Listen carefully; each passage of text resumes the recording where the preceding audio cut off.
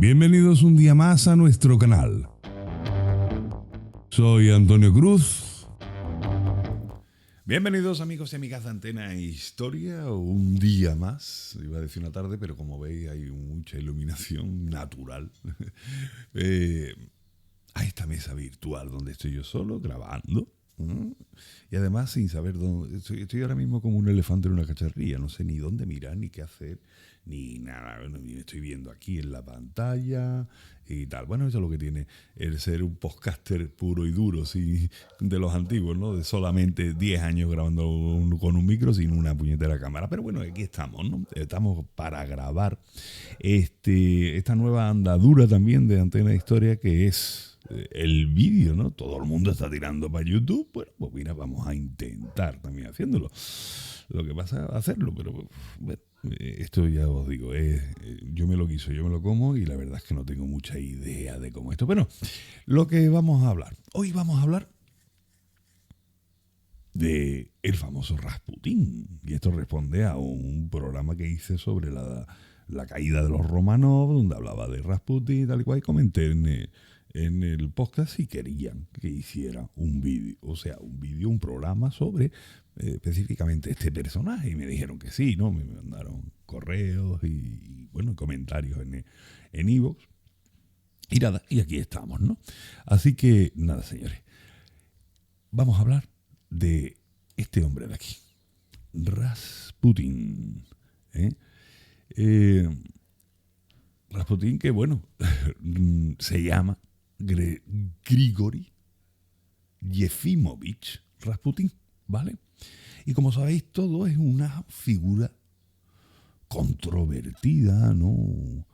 Enigmática, que ejerció una influencia extraordinaria sobre la familia imperial rusa durante el ocaso de la dinastía Romanov, como sabéis, a finales del siglo XX y principio del siglo XIX y principio del siglo XX.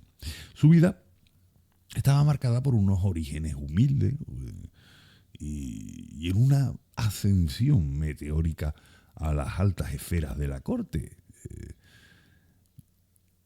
Toda su vida está envuelta en una mezcla de hechos históricos y leyendas populares. Así que, bueno, en este programa pues vamos a tocar ciertos aspectos, ¿no? Aspectos cruciales de su existencia, ¿no? Y su impacto en la familia del zar Nicolás II. Vamos a abarcar pues, sus orígenes, la naturaleza de su relación con los romanos, sus supuestas habilidades curativas, su participación en los asuntos políticos, los escándalos que los rodearon, cómo afectó esto a la familia imperial rusa. Y bueno, y todo esto culmina en un asesinato bastante rocambolesco y, digamos, trágico, ¿no? Bueno, todo asesinato es trágico, pero con bastante enquina, ¿no? Pero bueno, eso ya lo veremos, ¿no? Al final, ¿no? Así que ya sabéis, toda esta historiografía sobre este personaje, sobre Rasputín, Grigori Yefimovich Rasputín, está siempre sujeta a un debate continuo entre historiadores y tal, ¿no? Donde la realidad de su vida y su influencia a menudo también se entrelazan con relatos sensacionalistas totales y además con mitos, ¿no? Pero bueno, ya os digo, los orígenes de Rasputín, de Grigori Rasputín, pues se sitúa en una remota aldea siberiana de Prokoskoye. Nació alrededor de 1869 en una familia campesina, como no podía ser de otra forma. Evidentemente, las fechas estas que he dicho yo de 1869 no es exacta, o sea, no se conoce realmente cuándo nace, ¿no? Todo esto es incierto. Su padre se llamaba Yefim, era un agricultor y además era un miembro respetable y respetado de la iglesia local de aquella zona de esa aldea, ¿no? Rasputín pues recibió poca educación formal, probablemente nunca aprendió a leer ni a escribir, y su juventud pues está envuelta en eso es misterio. Si no se sabe cuándo nació, pues tampoco se conoce mucho, ¿no? Hay relatos contradictorios sobre el carácter que tenía este hombre durante sus primeros años. Pero bueno, fijaros, el apellido Rasputín deriva de una palabra rusa, Rasputini, ¿vale? Que se traduce como libertino o disoluto. O sea, ya estaba marcado, ¿no? Este nombre en sí mismo, como veis, ¿no? Conlleva una connotación ya negativa, ¿no? Lo que probablemente contribuye a la imagen pública controvertida que lo acompaña a lo largo de su vida, ¿no? La implicación de depravación moral inherente a su apellido alimentaría esos rumores y escándalos que posteriormente se asociarían todos con él. Bien, alrededor de los 18 años, Rasputín experimenta una iluminación, ¿no? Una conversión religiosa. Considera en ese momento brevemente eso sí, convertirse en monje y se va a un monasterio llamado Bekoture, ¿vale? Pero bueno, finalmente se da cuenta de que eso no es lo suyo y abandona el monasterio. Se convirtió entonces en un hombre santo errante, entre comillas, ¿no? Conocido como en aquella época a este tipo de personas se le llamaba Stranik, ¿no? O Starek, ¿vale? Y fue ganando una reputación poco a poco por su carisma y sus supuestas habilidades curativas. Además, se dice que realiza peregrinación al Monte Athos en Grecia. También se dice que estuvo en Jerusalén. Pero bueno, eso hay que ponerlo, hay que cogerlo con pinzas, ¿no? En Siberia, pues sí se sabe que desarrolla un pequeño círculo de seguidores con quienes celebra reuniones de oración secreta. Su trayectoria religiosa y su reputación como sanador fueron elementos cruciales para su posterior aceptación, ¿no? por la profundamente religiosa familia imperial. Ya sabéis que, bueno, la Rusia de aquella época era una sociedad con fuertes creencias religiosas, ¿no? Y claro, una persona con fama de santidad y capacidad para curar, pues naturalmente atraería la atención, especialmente de aquellos que se enfrentaban a crisis personales, como era el caso de los romanos, con la enfermedad de su hijo.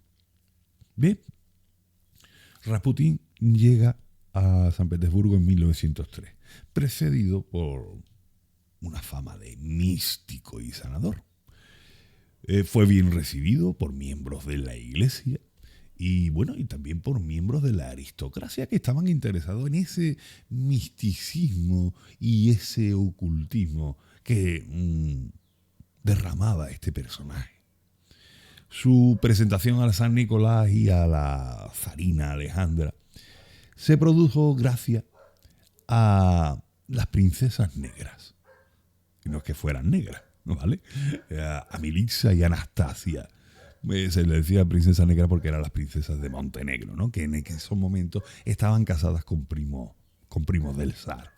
Estas princesas pues habían entablado amistad con Rasputín, fueron fundamentales para llevarlo en volandas a la atención de la familia imperial. El primer encuentro tuvo lugar en noviembre de 1905.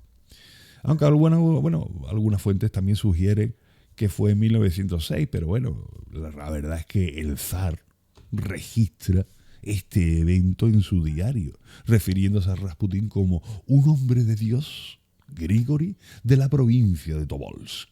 Eso es lo que pone en su diario. Me imagino que esta fecha y por eso se dice que es 1905. No sé por qué dicen 1906, pero bueno, la verdad es que tanto monta tanto, da igual, ¿no? Este interés predominante en el misticismo dentro de los círculos aristocráticos de la época y además sumado a la búsqueda de la familia imperial de soluciones para la enfermedad de su hijo crearon un entorno muy propicio para la entrada de Rasputín en los más altos niveles de la sociedad rusa. Los romanos habían consultado previamente a consejeros espirituales poco convencionales también. Este no era el primero. La combinación de la reputación de Rasputín y la necesidad específica, ¿no?, que tenía de aliviar el sufrimiento de Alexei, de su hijo, del Zarevi, lo convirtieron en una figura convincente a ojos de la emperatriz.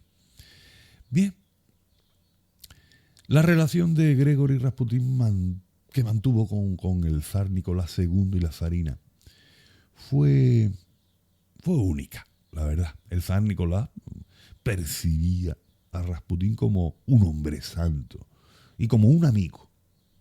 A pesar de la condena pública, el zar mantuvo cierto grado de confianza en Rasputín, posiblemente influenciado por las firmes creencias de su esposa, ¿no?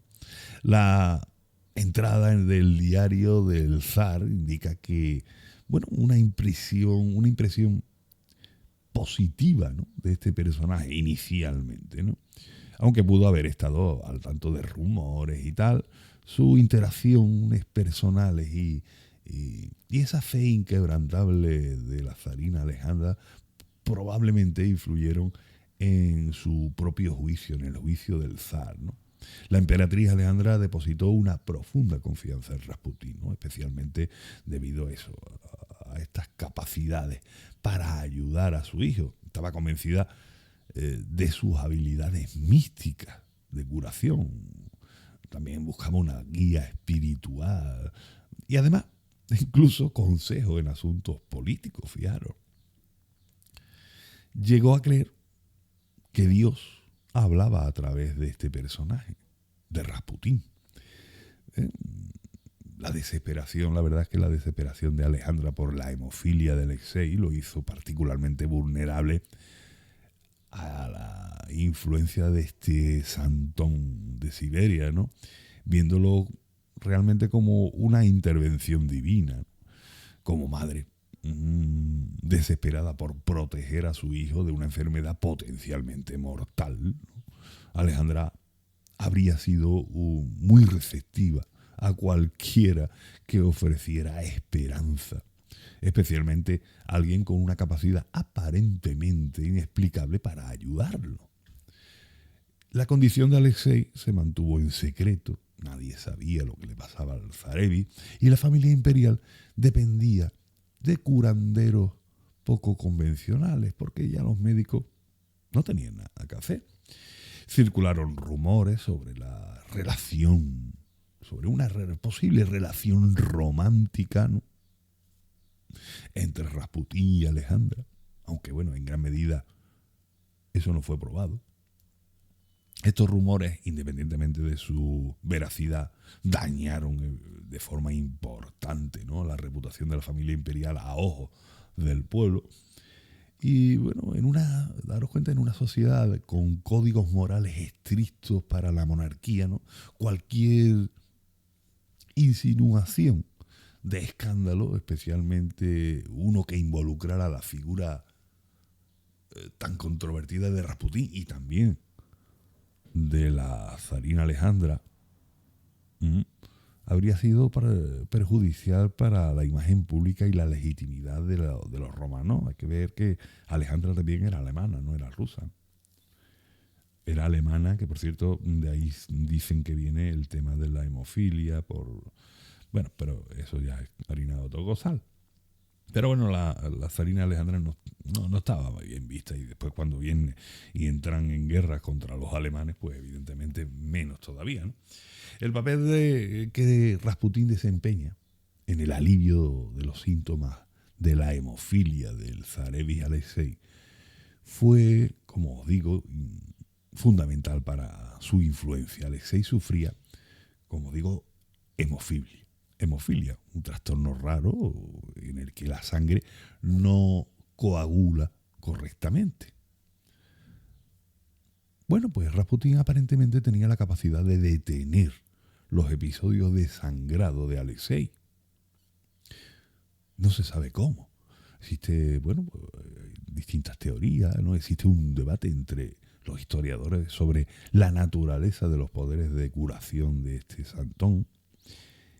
Y hay posibles explicaciones, en estas posibles explicaciones incluye, por ejemplo, la hipnosis. Y creo yo que es lo más acertado, que era el consejo que daba Rasputín a la zarina de evitar el suministro de ácido acetil salicílico al zarevis, o sea, la aspirina, que como todos sabéis es un anticoagulante. Para un hemofílico, pues imaginaros, ¿no? Bueno, ya fuera por sus habilidades verdaderamente místicas, ¿no?, o psicológicas, el éxito percibido de Rasputín en ayudar a Alexei fue la razón principal de su inmensa influencia sobre la familia imperial, particularmente, como insisto, en la zarina Alejandra, ¿no? Bien, la influencia de Rasputín sobre las decisiones políticas y religiosas de la familia imperial y el Estado ruso fueron aumentando considerablemente después de 1908, convirtiéndose en un favorito de la corte. Incluso, fijaros, desempeñó un papel como asesor personal de Alejandra cuando Nicolás II asume el mando del ejército durante la Primera Guerra Mundial en 1915. O sea, la guerra le iba como el culo ya, contra los alemanes. Imaginaros. Imaginaros también lo que se decía en esa corte, lo que hablaba el pueblo. La zarina está liada con Rasputín, la zarina encima es alemana, puede ser hasta una espía, bueno, se decía de todo. Salían pasquines con imágenes de, bueno, verdaderamente fuerte sobre lo que hacía Rasputín con la zarina, ¿no? Digamos que la ponía mirando para Cuenca, como todos sabéis. Pero bueno, fijaros, Rasputín influye también en nombramiento de funcionarios de la Iglesia y ministros también del gabinete, lo que, bueno, a menudo lleva a la selección de individuos bastante incompetentes, ¿no?, para los cargos. Y la participación de Rasputín en estos nombramientos políticos pues alimenta el descontento del pueblo y contribuye a esa, bueno, una percepción de corrupción exacerbada y un caos dentro del régimen romano. Colocar a personas no cualificadas en puestos de poder basándose en la influencia personal en lugar del mérito, pues realmente socavaría la eficacia del gobierno, como era lógico, ¿no? Y no es que fuera un gobierno muy eficaz, pero bueno, alimentando mucho la ira de la aristocracia, ¿no? En ocasiones intervino incluso en asuntos militares, ¿no? A veces en detrimento de Rusia. Circularon rumores de que Rasputín gobernaba efectivamente el país a través de Alejandro durante la ausencia de Nicolás, ¿no? Si bien algunos relatos exageran, ¿no?, su influencia política, realmente Rasputín indudablemente tuvo un impacto importante en las decisiones de personal y creó inestabilidad dentro del gobierno durante este periodo crítico, la Primera Guerra Mundial, imaginaros, ¿no? Así que esta profunda confianza que tenía la zarina Alejandra en Rasputín, combinada con la responsabilidad por los asuntos internos durante la guerra, pues crea un canal, ¿no?, para la introducción de este personaje en esas influencias políticas, ¿vale? Bien, como sabéis, la figura de Rasputín pues estaba envuelta y rodeada de diversos escándalos, ¿eh? Tuvo una reputación de libertinaje, de embriaguez, de depravación, Era un bebedor empedernido, numerosos relatos lo describen como, bueno, consumiendo grandes cantidades de alcohol, incluso en presencia de la familia real, lo que era considerado inapropiado, ¿no? Para un hombre que ostentaba una supuesta santidad, ¿no? Los informes de la policía secreta, la Ojrana, que le enviaba al zar Nicolás II, también mencionaba su frecuente estado de embriaguez. ¿Vale? Visitaba, evidentemente, burdeles, ¿no? Se dice que Rasputín se visitó todos los burdeles de San Petersburgo, ¿no? Estas visitas eran conocidas por la sociedad y, bueno, claro, esto pues contribuye a esa reputación escandalosa de un hombre santo, entre comillas, ¿no? Existían rumores persistentes sobre sus encuentros con mujeres de diversas clases sociales, desde prostitutas a, bueno, hasta damas de la alta sociedad. Se le acusaba de seducir mujeres bajo la premisa de que el contacto físico con él las purificaba o las acercaba a Dios. Fijaros. ¿Vale? Algunas mujeres de su círculo cercano lo acusaron de conducta inapropiada e incluso de agresión sexual. En 1909, Krionilla Berlaskaya, ¿vale?, una de sus primeras seguidoras, lo acusó formalmente de violación. O sea, el tío no era un santón, era un demonio, ¿no? ¿Vale? A pesar de presentarse como un hombre santo y humilde ante la familia real, incluso fuera de la corte llevaba un estilo de vida que muchos llevaba escandaloso, pero no estamos hablando de todo esto, de que era borracho, de que era un putero, no estamos hablando de eso, sino que llevaba una vida por encima de sus posibilidades, de con qué dinero. ¿No?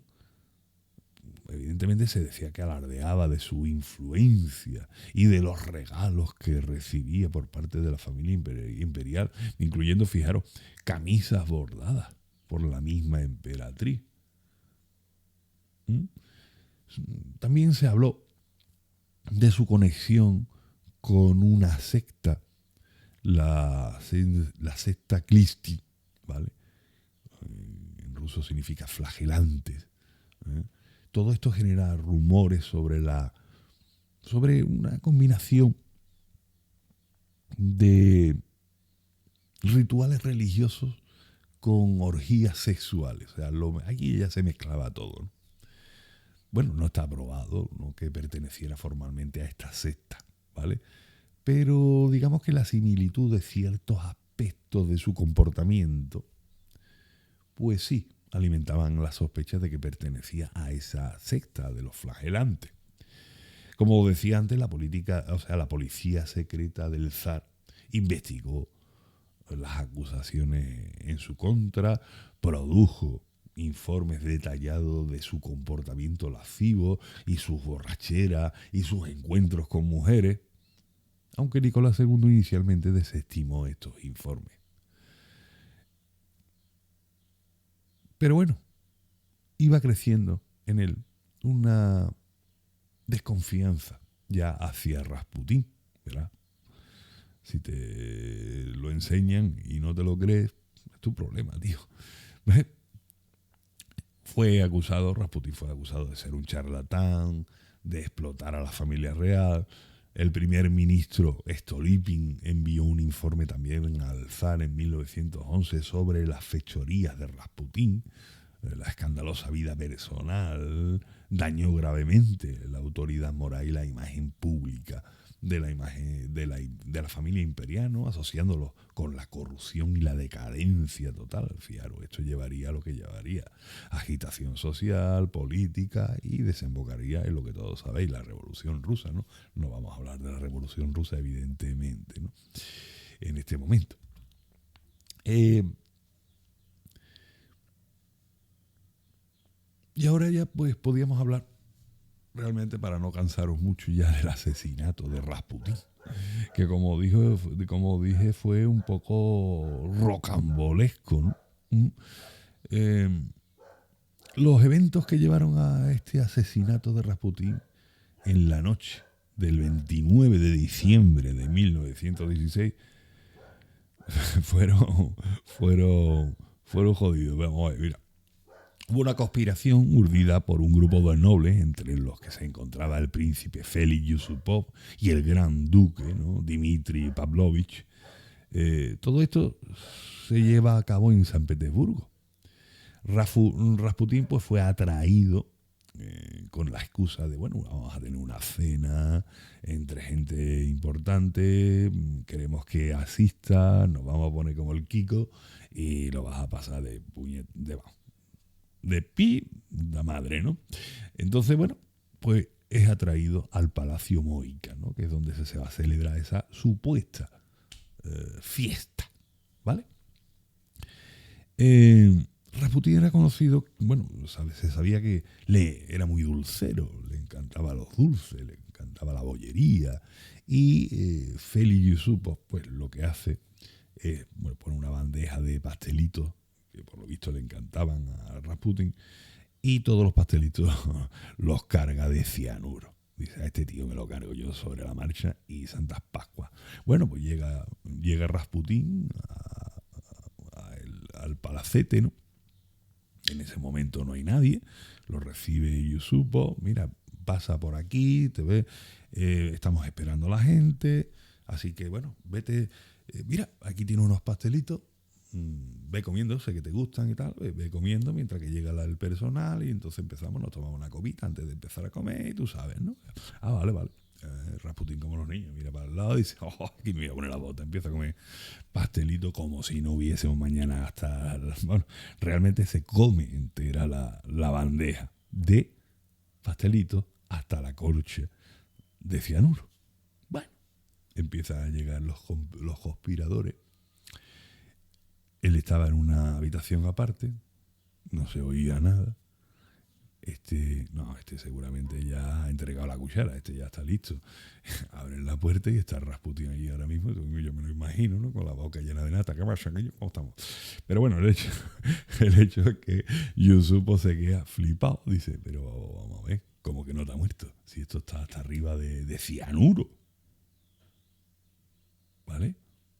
Se lo dice al gran duque, y el gran duque le dice, bueno, mira, no seas tonto, ¿tienes una pistola? Y dice Yusupov, pues sí, la tengo. Pues ya está, pues entra, le pegas 2 tiros y Santas Pascuas, ¿no? Fácil, ¿no? Y dice el otro, hostia, pues va a ser que sí, es lo más normal. Bueno, pues entra y le va a disparar por la espalda. En ese momento se gira Rasputín, que era un tío bastante grande, pega un manotazo, el tiro, no, aquí no esto, empieza a intentar zafarse, se echan todos encima del Rasputín, le dan la paliza del siglo, le pegan 2 tiros, el tío se levanta, sale corriendo, empieza, bueno, una persecución como si fuera una cacería, ¿no? Para Rasputín. Y bim bam, el tío se escapa a otro tiro que le dan, a ese le dan un cerro de tiro a Rasputín. Por lo visto la pistola tampoco era un calibre grande, ¿no? Pero bueno, el hecho es que no lo mata. El tío va cargado de cianuro hasta las trancas, encima de plomo también, porque le pegan un montón de tiros. Pero el tío sigue corriendo y sigue. Total, al final se escapa y cogen en ese momento, pues ya os digo, es el 29 de diciembre. El 29 de diciembre, imaginaros el fresquito que hacía en San Petersburgo, ¿vale?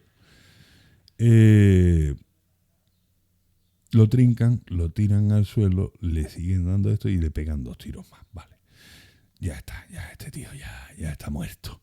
Ya está muerto, ¿ahora qué hacemos con el cadáver? Pues nada, lo levantamos, lo acercamos a la orilla y lo tiramos al río Neretva. El río helado Neretva. ¿vale? O sea, no te escapa ni con alas. Te hemos envenenado, te hemos disparado y encima te hemos tirado a un río helado. 29 de diciembre en San Petersburgo. Casi nada. ¿Vale? Bueno, pues resulta de que el cuerpo fue descubierto varios días después. Y curiosamente, en la autopsia se encontró agua en los pulmones. O sea, que es que el tío todavía no había muerto. Al final se murió ahogado o congelado. ¿Vale? Fijaros, el tío era más duro, vamos, iba a durar más que un martillo enterrado en manteca. El tío era la leche. ¿Vale? Ya os digo. Y así muere Rasputín. Como veis, el impacto fue bastante importante en el debilitamiento de la dinastía Romanov. Que esto llevaría todo a la famosa Revolución Rusa y tal, la abdicación del zar. Y como ve, ha pasado a nuestra vida este hombre como símbolo de eso, de la corrupción, de esta percibida incompetencia del régimen imperial, ¿no? La confianza esta del zar y la zarina, ellos mismos se clavaron el ataúd asociándose con este personaje.